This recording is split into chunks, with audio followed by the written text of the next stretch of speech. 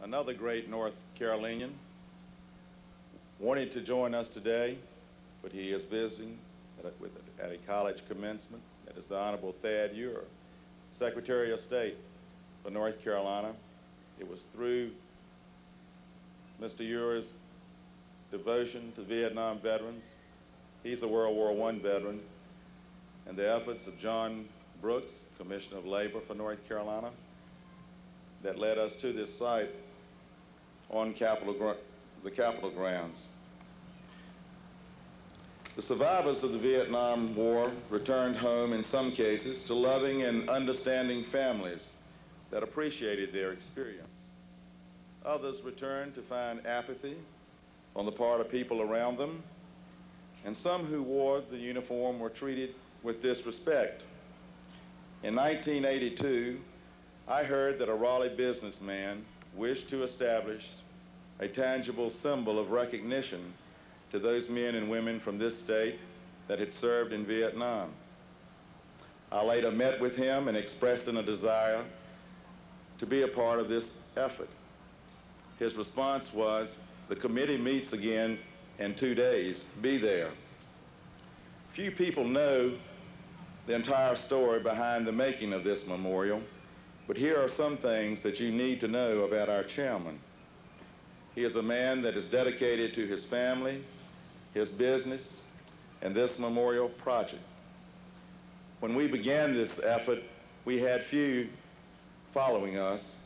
In fact, we didn't even have money to print letterhead stationery so we could solicit funds. And as we pondered what to do, our chairman stepped forward and committed both his personal and corporate resources to this project. He asked his fellow businessmen to become a part of the effort, and they did. He made commitments to this project and followed through. And in just a few moments, we will dedicate this memorial as a testament not only to the service of the Vietnam veterans of North Carolina, but to the undying effort of the founder and chairman of the North Carolina Vietnam Veterans Memorial Committee, John Saputo. Please extend a warm welcome to this great patriot and chairman of the committee.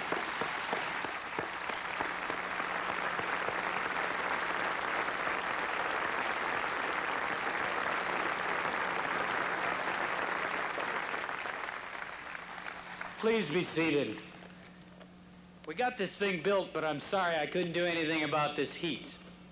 I want to welcome all of you here because this is the best part of the 5 long, hard years, is that civilians and military alike came out here and said thank you to our guys. I want to welcome you and our distinguished guests. I want to thank my wife, Denise, my family that came from Michigan, and my 4 daughters for putting up with all the time I missed with them. And to you grunts out there, I want to give you our traditional aura. Let's hear it. At the height of the British Empire, queens and kings would bestow upon their conquering warriors titles of knighthood, the spoils of battle. Sometimes it would be an estate, a ship, or a captured treasure.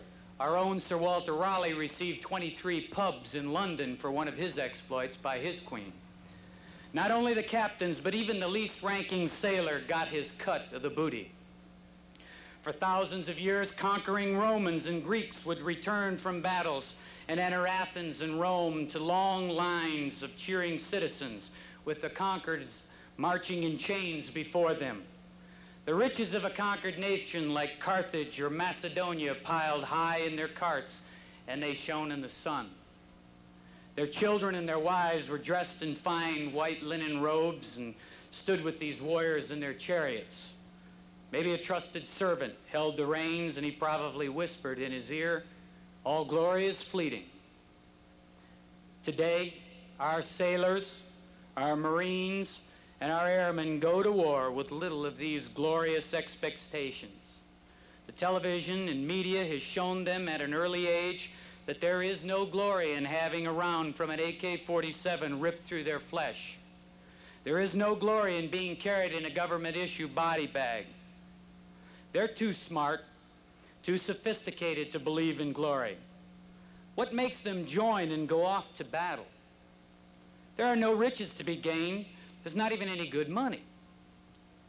If you are a Vietnam veteran and have wondered why you went to Vietnam, let me speak to you today. I can tell you why you went.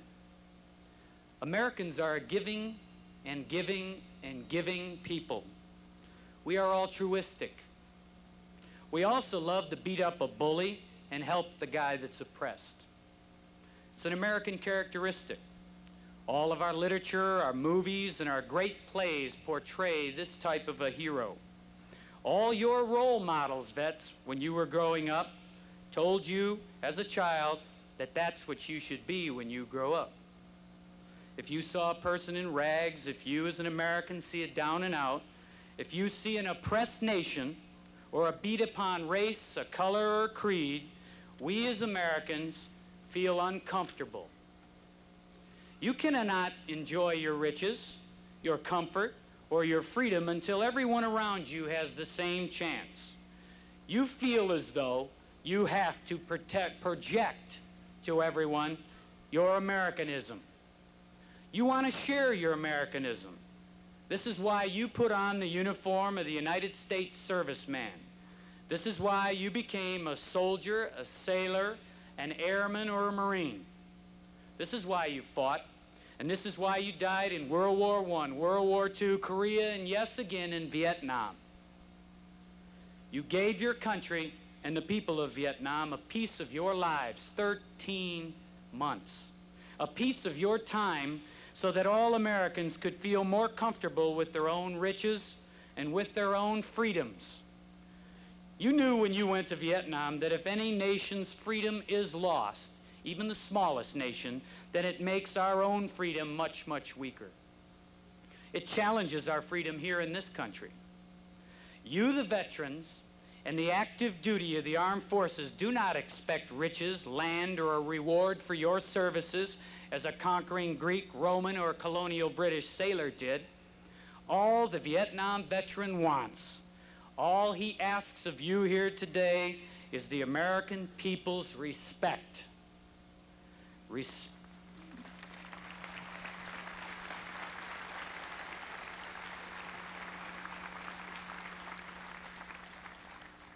Respect is the only cure for the wounds left by Vietnam.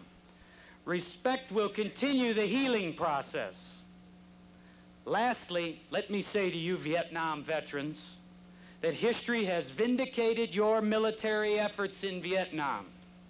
Not only did you beat the North Vietnamese Army and the Viet Cong in every major battle that you participated in, but history has shown the world that after the American foot soldier left Southeast Asia, 5 million Vietnamese, Cambodians, and Laotians died in, quote, the killing fields of Southeast Asia.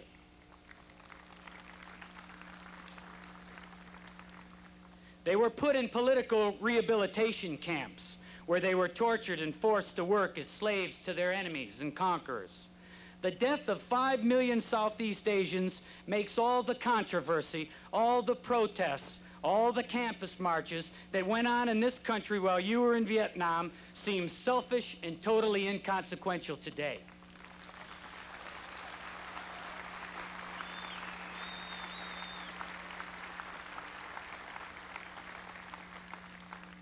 When a Vietnam veteran asks me what he accomplished in Vietnam, I respond that his presence, his strength, and his own weapon allowed one generation of Southeast Asians to live.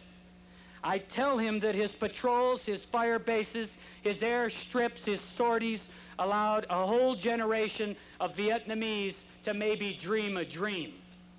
Yes, they were murdered and put in bondage after you left, but maybe, just maybe, in the next confrontation, our political leaders will remember and not cower from their responsibility.